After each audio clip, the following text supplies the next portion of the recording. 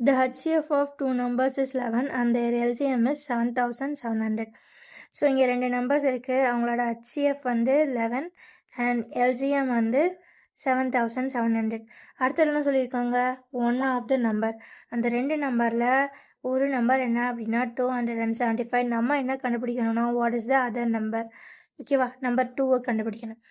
எப்போவுமே நம்மக்கிட்ட ஒரு திங் இருக்கும், என்ன அப்படின்னா number 1 into number 2 equals HCM into LCF.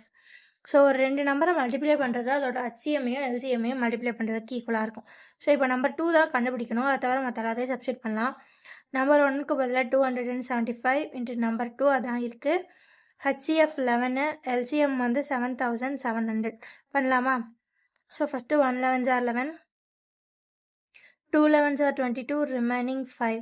So 5 11s are 55. So 125 is 25.